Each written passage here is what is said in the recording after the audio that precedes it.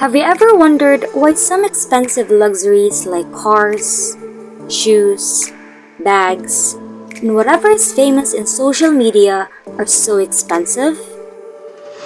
Well, if you want to find it out, then take a look at its brand and think again why.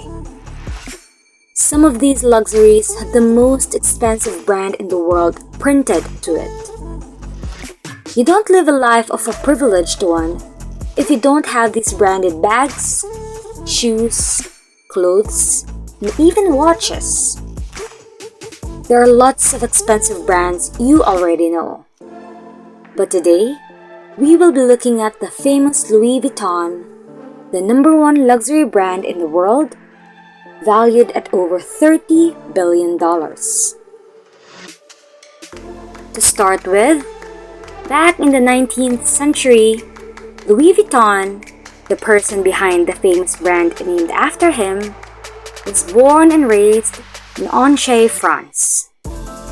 During that time, France was still recovering from the Napoleonic Wars, and many farmers, including the Vuittons, faced bankruptcy. Thus, giving the young Vuitton no choice but to work on the family farm from dusk to dawn.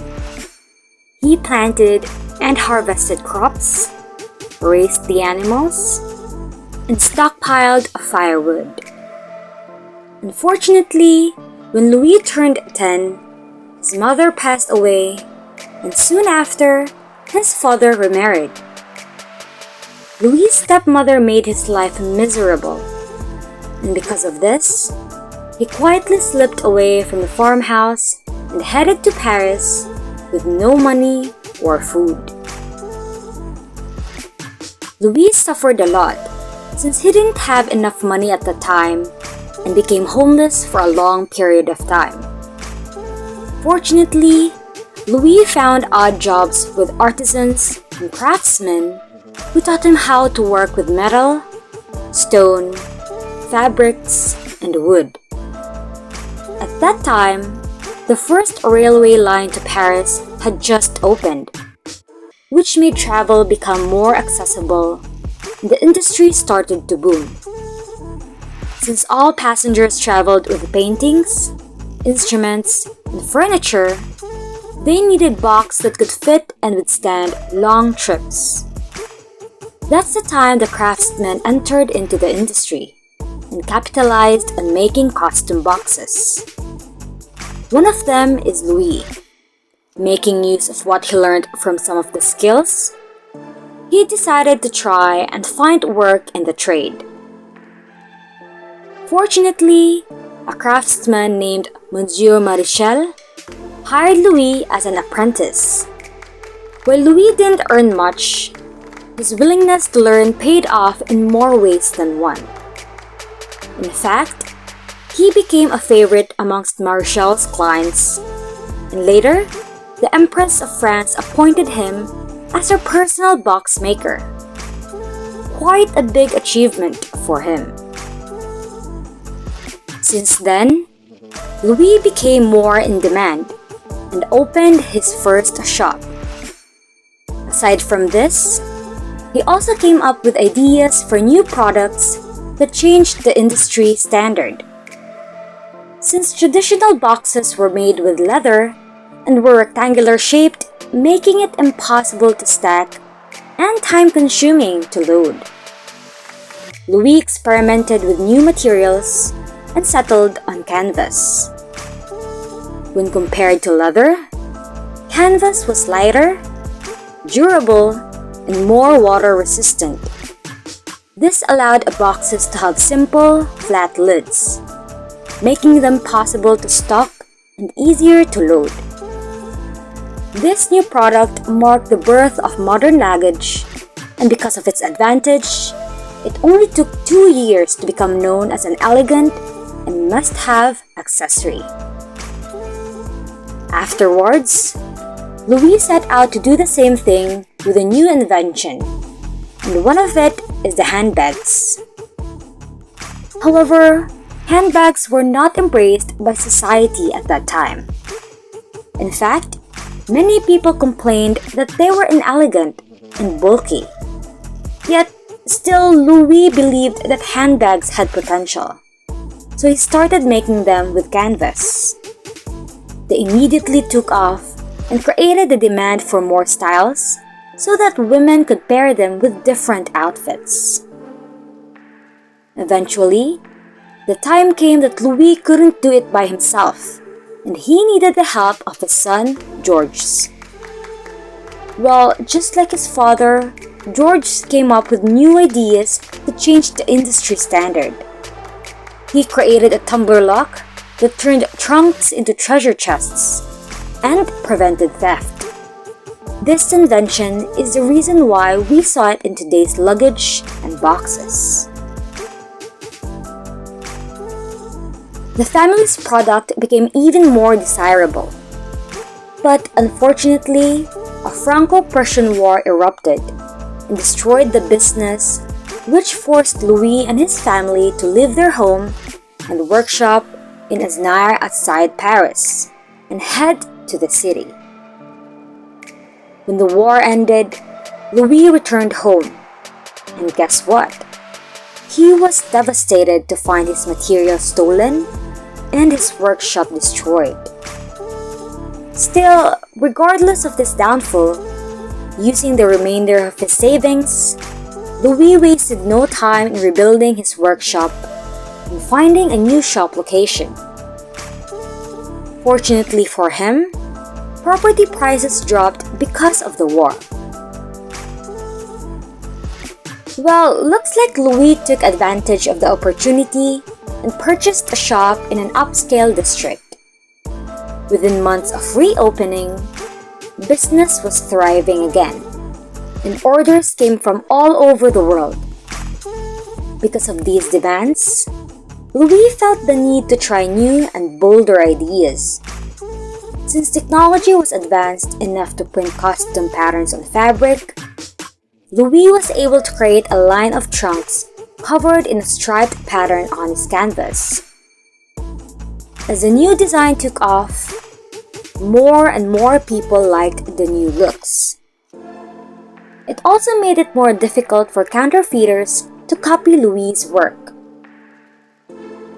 Afterwards, Louis received so many international orders that he opened a shop in London. The expansion led to diversifying his client, which included more royals and explorers. From then on, Louis was known as the only designer whose products could be found in both the homes of the elite and within exotic rainforests. Eventually, Louis decided to release his first catalog to make ordering easy. It was a practical move that was bound to bring the business to new heights. Unfortunately, after all these achievements, Louis suddenly passed away in his home at the age of 72. It was now up to Georges to take on his father's unfinished plans. Georges wasted no time in growing the business. In fact, he traveled to the US to attend the World Fair. This made him realize that he needed an international sales network, and fortunately, he met John WANAMAKER. John pioneered the concept of the department store and invented the price tag. He eventually started selling LV in his New York department store. In fact, it became the first in the US to carry the brand. It was then that Georges created a monogram in memory of his father, a floral pattern with an interlocking L and V.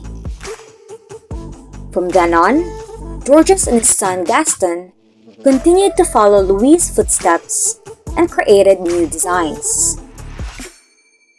Noteworthy creations include a bag for everyday use, the Keepel, a bag to carry wine and champagne, the No Way, and a redesign of a Coco Chanel commission, the Alma.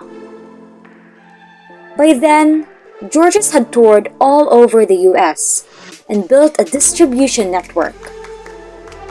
Like his father, he was bound to bring the business to new heights. But unfortunately, he passed away, leaving Gaston to complete Louis' unfinished plans alone. As the generation passed on the treasure of Louis Vuitton products, Gaston was off to an unlucky start. The Second World War erupted, and it had a great impact on the business as the contracts were cancelled. But in Louis Vuitton, a French saga, the author claims that Gaston became so desperate to survive that he collaborated with the ruling party for Germany.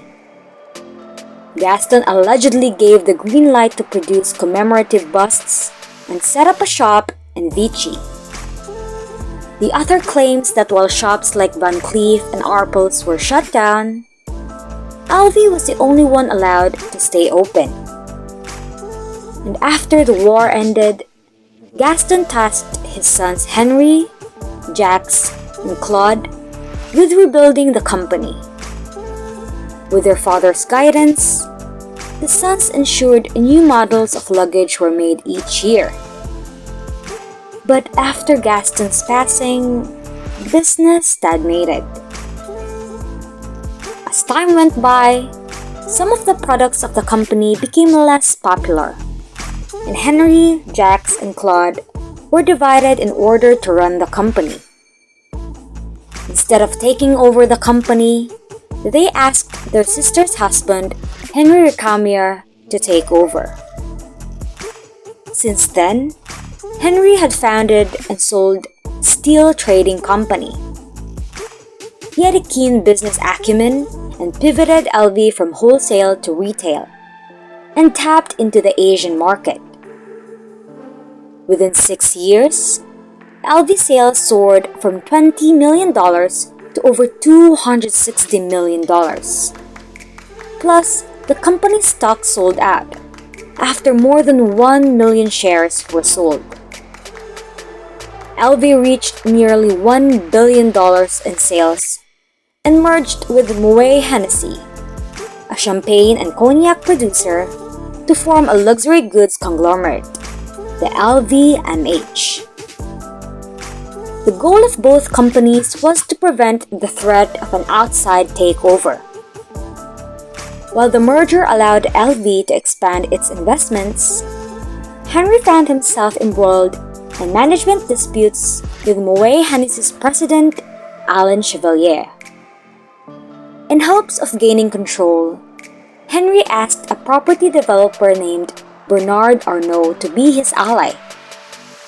But soon after, Henry realized that Bernard had his own ambitions.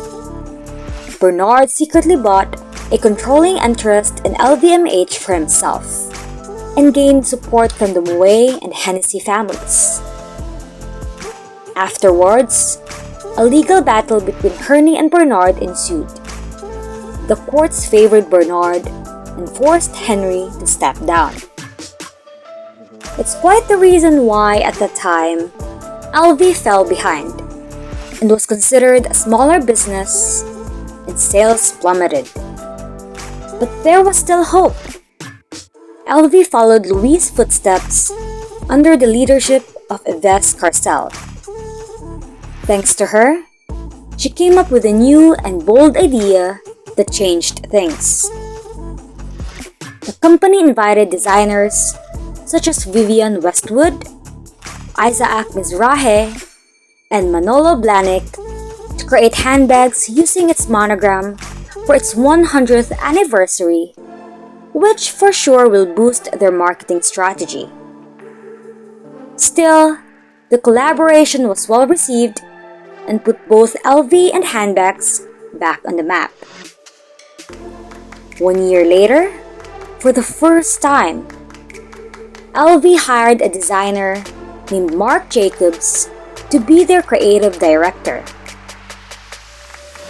Marc revitalized the brand by launching its first ready-to-wear line, designing its popular Vernice collection, and collaborating with high-profile artists, starting with Stephen Sprouse and Takashi Murakami.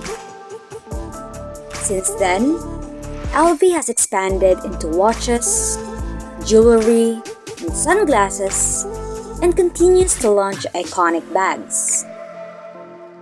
The company also continues to make everything in-house.